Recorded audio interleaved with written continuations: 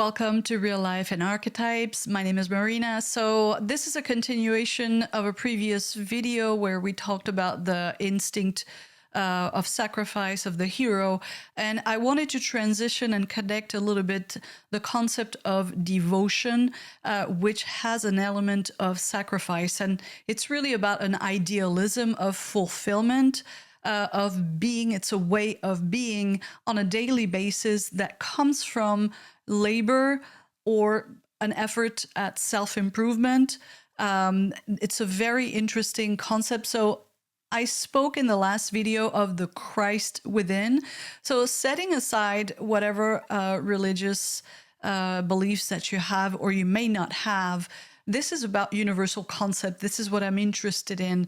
So the concept of Christ within, and I spoke also of the Hebrew interpretation or translation of holy and sacred. This is something that sets you apart. It's a way of being, okay? So the Christ within, it's really about being someone who has a more elevated way of being. And some people have that quality. It's quite extraordinary. And particularly in the last episode, I was commenting on that young man who showed some very particular instinct of sacrifice. Now, think in terms of sacrifice now, in terms of labor, dedication, devotion. That is connected to that kind of energy because let me just give you an example of Japanese craftsmen. This is something that everybody knows about, you know, how dedicated and devoted they are. And it's like a total devotion to your day, your labor. That's why it's related to the worker archetype. The worker archetype, it's really about the daily self, the busy self, the person that you need to be every day to face, you know, all of the small challenges. That's why it's connected to working, because usually people are just working all day long and that's what fills their day. But this is really a kind of fulfillment that we're looking for.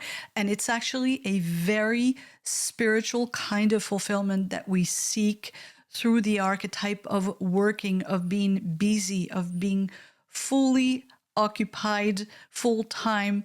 That's a fulfillment.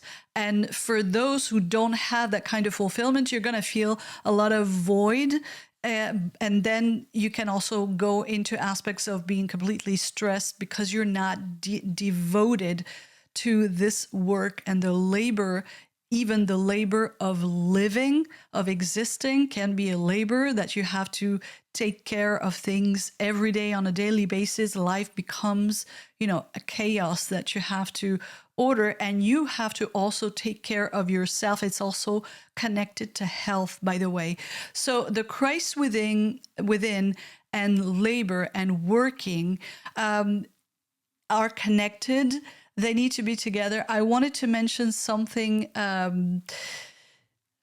For example, we talk about labor. I mentioned, you know, the example of the Japanese doing something with dedication. Let's just go a little bit further. Think about a shoemaker, somebody who makes shoes, and I'm talking about, you know, a real craftsman, somebody who really makes something. They're going to do something that you can't do. Okay, so the offer is also a concept of sacrifice and dedication to do something so that others don't have to do it.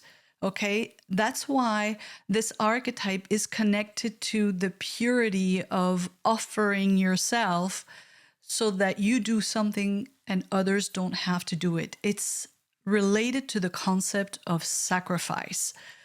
But there is even more. One of the aspects of sacrifice has to do also with the return of the hero. When we look at life in terms of an adventure, and sometimes it can get really tough, especially for those who have a lot of the hero archetype and actually have to fight, you know, incredible battles. One of the things that you have to do in the transition is to have it's a very difficult process, but you sort of have to transform from somebody who has suffered the experience, the human experience, into somebody who has suffered for others. So now your experiences become meaningful because you've had them so others didn't have to. Okay. In the same way that you have work as labor, as a service, you make shoes so that other people don't have to, and you bring that gift to people.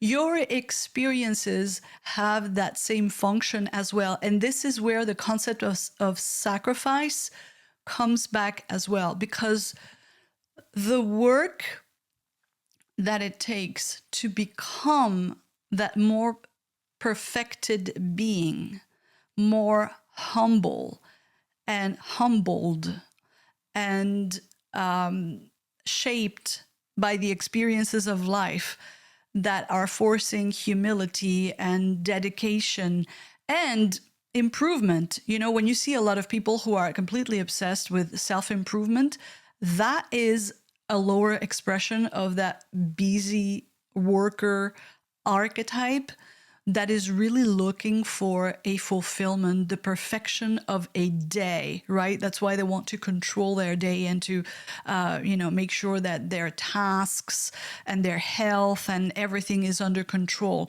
They seek a kind of fulfillment that has to do with work as being the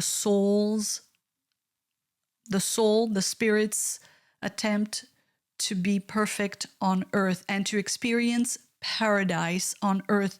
So to be in a very concrete way, to be fulfilled in a real way. It's not just something that you imagine, something that is an ideal.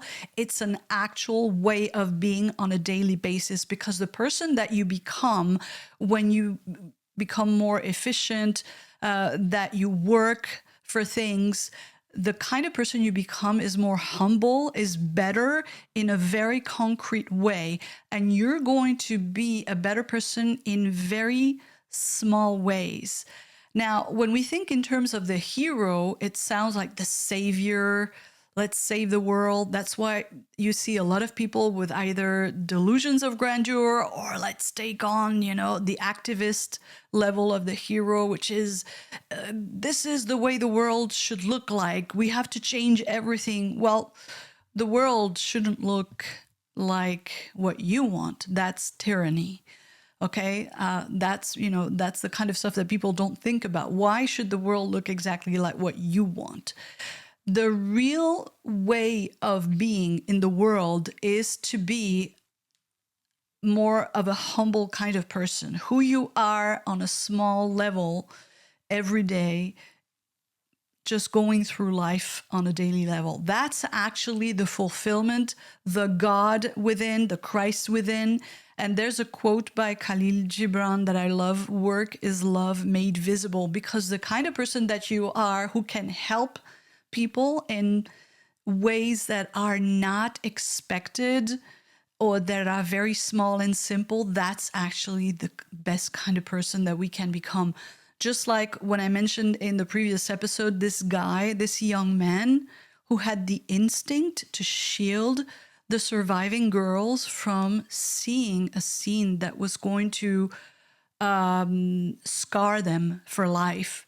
So he decided to carry that burden alone. It's quite an incredible instinct to have, because I would go, hey, they're all dead. I don't know. But he didn't do that. He protected the girls. So it's about who you are, a way of being, okay, that is just a better person in so many ways, and particularly in ways that are not transactional, okay? So you're going to be, as you get older, as you know more, as you become more competent because of the labor of life, you're going to become a better person in the world in very tiny ways. And that's what matters. Work is love made visible. That's that is such a deep quote, because it has to do with this concept of sacrifice, which really is the devotion, right? The devotional aspect of life that we seek through work that is meaningful because of the person we become as we do that. I wanted to mention a last thing before I go here. And this has to do with the hero's journey. And as you return, okay, there is this process of transition, which is incredibly difficult, because this is where we're going to have to reflect on our experiences, the successes and failures, particularly the negative experiences, which are very difficult to let go, so that we can, just let go of something and be ready for something new and to go higher as a way of being in the world. One of the most difficult things to do in that phase, especially when you've gone through a lot of negative experiences that are harming you. Boy, do I know what I speak of. So it's to come back and love the world all over again. And it just, you know how things happen in life, that things come up to your screen by chance, and there's this song by George Michael, which is Praying for Time, where he says it's hard to love, there's so much to hate. This is very much of the transition period in the cycle of our lives. And this is where when the hero has to return from the extraordinary experience of a cycle of life, it's very, very difficult to let go of the negative stuff when you have experienced a lot of very difficult things. And so it's hard to love when you come back, when you have to come back. For the warriors particularly, they suddenly get out of this very high adrenaline-filled experience of being a warrior back to the ordinary world. And there are many aspects to that. One of them is that they're fully occupied with what they're doing. So they're like totally busy at a very high level. Now they have to go back to a normal world, and they have to let go of that life filled with adrenaline. And what happens is that maybe you have all of these negative experiences of trauma that you have to deal with. Everybody is human. Well, unless you're a psycho, but all of these guys, they have to go through a lot of stuff. And sometimes it becomes something really overwhelming, but that's part of the process, because the person that you are when you come back has a cross to bear, has the Christ within. Now you can come back and offer the world some wisdom about your own experiences. And you can look at your experiences as something you've had so that others don't have to. And that's the best way to look at how to come back to the world, because you don't want everybody, just like that young man in Idaho, he didn't want the girls to see what he saw. So he did it so they didn't have to. That is psychologically, emotionally, a good way to try to deal with transition, and because you're going to need to extract the wisdom of your experiences. And that's the best way for the hero to return. And you have to return with love again, to love the world all over again after being hurt so deeply, after carrying the burden. As you get older, there's a sense of burden. So that is the big challenge of transitions from one cycle to another. And the best way to be again and to find a way to be in the world and to love is devotion through work. That's actually paradise on earth. So to find fulfillment in something that keeps you busy is actually the search for a very spiritual fulfillment. That's what I wanted to talk about. Thank you so much for watching, and I will see you next time.